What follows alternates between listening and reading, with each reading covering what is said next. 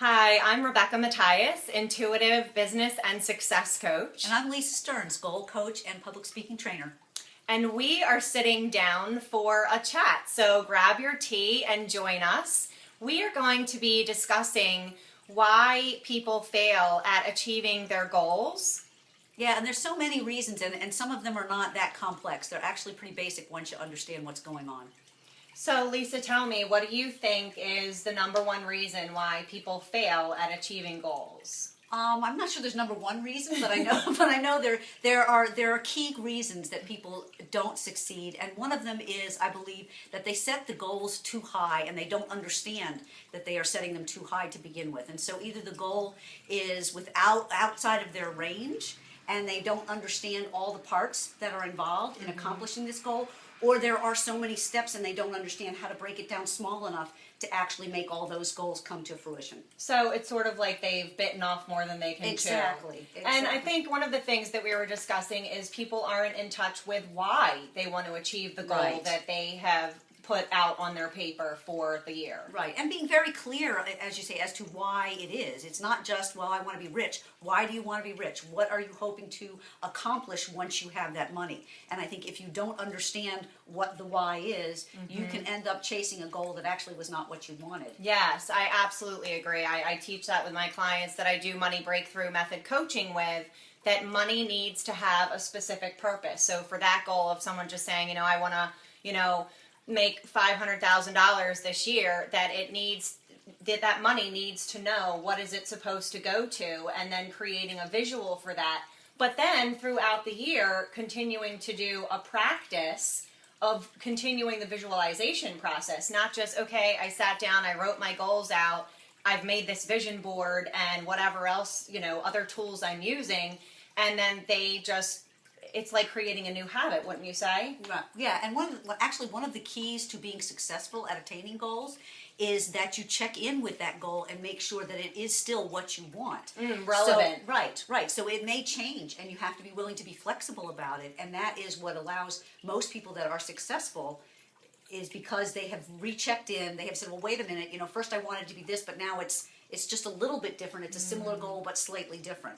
And so it is that flexibility and checking in that allows people to be successful as well. Yeah, that's what I was just going to say. I think, we've talked about the techniques and the methods used in the past, and a lot of times women feel like, oh, I'm the reason why my goal didn't come into fruition. And in many cases, that could be it.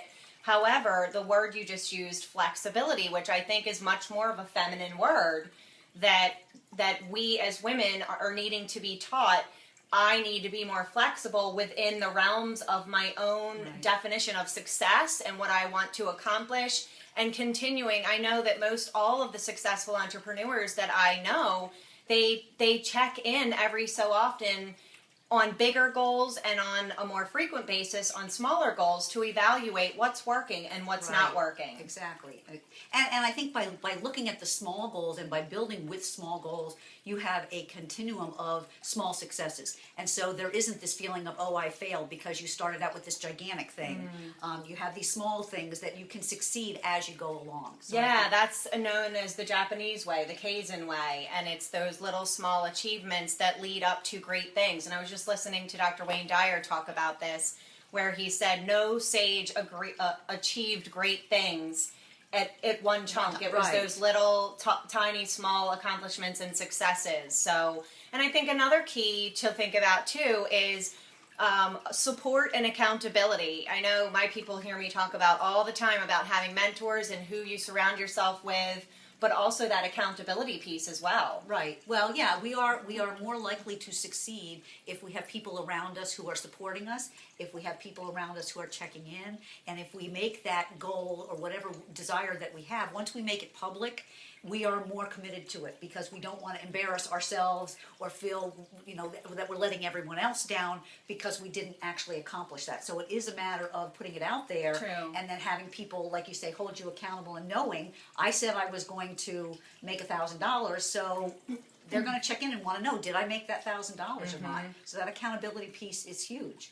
Yeah, and I get what you're saying about making it public and having the support partners too, and I just want to bring it back home for a minute to make sure the audience remembers that the goals that you set, they truly need to be for you, from your heart's desire, and it really is about keeping that word to yourself to build your self-esteem and your self-trust and your self-worth, and really begin feeling great about yourself.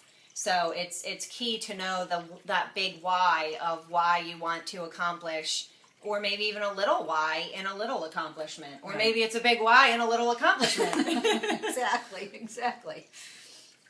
So I think that's brilliant. So I hope that you guys have enjoyed this little sampling of what we are going to be bringing you, and so much more in the workshop that we have coming up at the end of January. Again, the title of that is Goal Setting Mastery, Achieving Your Ultimate Success in 2013. And Lisa and I are just so committed to supporting you and helping you to recognize that there are feminine tools out there that we have tweaked and developed our own, and they are being put in place to really support you in a new way. So I do want you to feel like you're entering into a new chapter of the ability to accomplish with these feminine tools.